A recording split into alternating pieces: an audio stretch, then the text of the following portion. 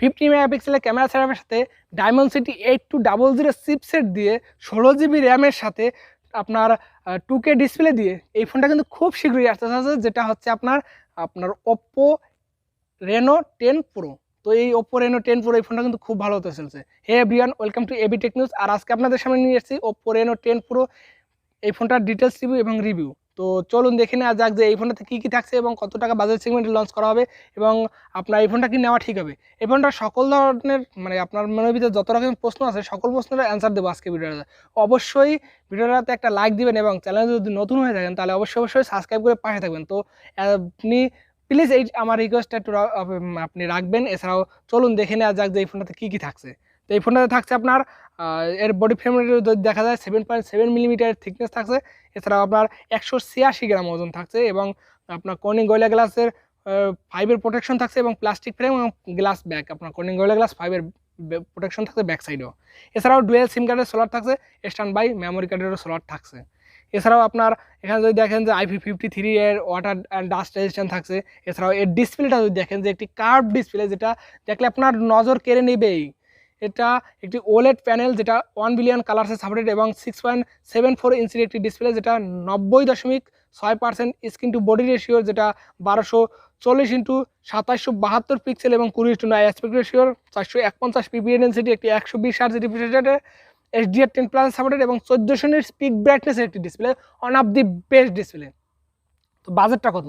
One of the best display বললাম, কত budget সেগমেন্টে?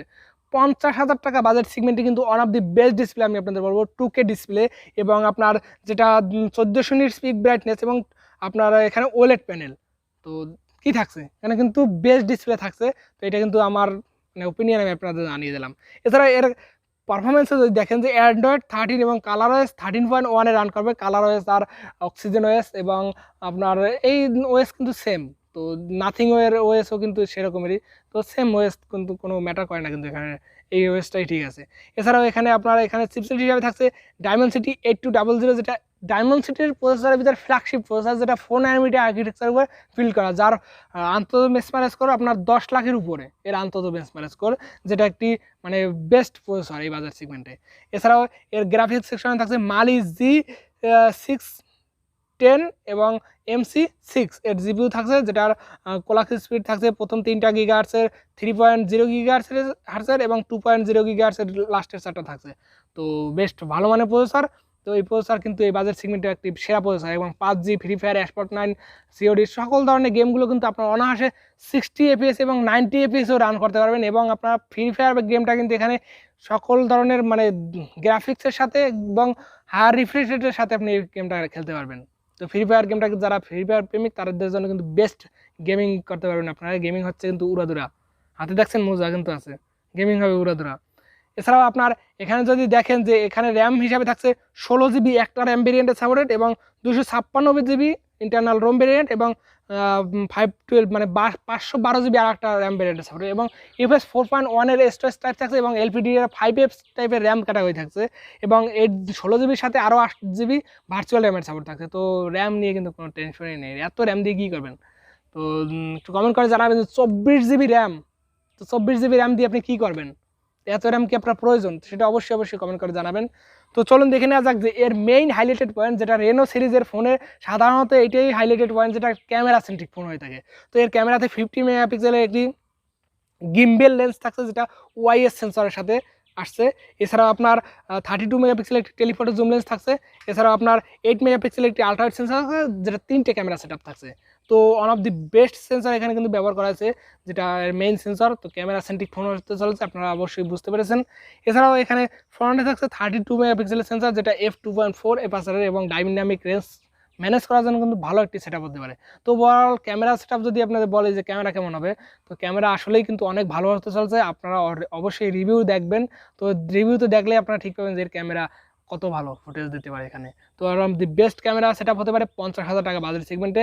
আপনার সেরা ক্যামেরা সেট আপ হতে পারে এখানে আপনার এখানে কিন্তু গিম্বেল লেন্স থাকছে, যেটা ওয়াইএস সেন্সরের সাথে আপনার আসছে।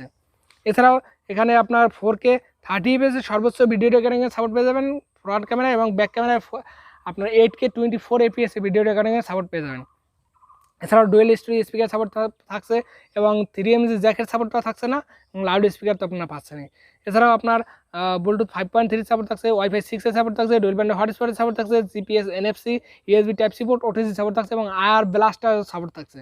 তো বুঝতে পারতেছেন যে কেমন হবে আপনার ফিচারসগুলো। এছাড়াও under display optical fingerprint sensor, অ্যাপ্রক্সিমিটার sensor, gyro sensor, proximity sensor, ক্যাম্পার সেন্সার, কালার সেন্সার, আপনার স্প্যাম সেন্সার, সকল ধরনের কিন্তু সেন্সর এখানে কানেক্টিভিটি আপনারা পেয়ে যাচ্ছেন। এছাড়াও এই ফোনটা ব্যাকআপ হিসেবে যদি দেখেন যে ব্যাকআপ হিসেবে থাকছে লিথিয়াম পলিমার নন রিমুভেবল একটি 4600 mAh ব্যাটারি, আর যার সাথে থাকছে 100 ওয়াটের একটি ফাস্ট চার্জার এবং রিভার্স চার্জিংয়ের সাপোর্ট থাকছে, এবং যেটা এই ফোনটাকে আপনার 9 মিনিটে 50% চার্জ করে দেবে এবং আপনারা 20 মিনিটের ভিতরে এটা ফুল চার্জ করে দেবে এই ফোনটাকে। তো এর কালার হিসেবে থাকছে ব্ল্যাক, গোল্ড আর ব্লু। তো এই ছিল এর স্পেসিফিকেশন। তো আমি আপনাদের বলবো এই ফোনটা কেন আপনারা পারচেস করবেন। তো এটা একটি ক্যামেরা সেন্ট্রিক ফোন হতে পারে এবং বেস্ট ডিসপ্লের একটি বেস্ট পারফরমেন্সের ফোন হতে পারে, এবং এই বাজেট সেগমেন্টে আপনি যদি চান যে একটি মানে অলরাউন্ডার ফোন, তো এটা কিন্তু অলরাউন্ডারই হচ্ছে, কারণ এখানে আপনার ডিসপ্লে ভালো থাকছে, প্রসেসর ভালো থাকছে এবং আপনার ক্যামেরা সেটআপ ভালো থাকছে, ব্যাটারি ব্যাকআপের দিকটাও ভালো থাকছে। তো বল কিন্তু বেস্ট ফোন। তো আপনাদের কেমন লাগলো অবশ্যই কমেন্ট করে জানাবেন, এবং নেক্সট কোন ফোনের রিভিউ দেখবেন সেটা অবশ্যই কমেন্ট করে জানাবেন। এবং সবাই ভালো থাকবেন, সুস্থ থাকবেন, দেখা হচ্ছে নেক্সট ভিডিওতে।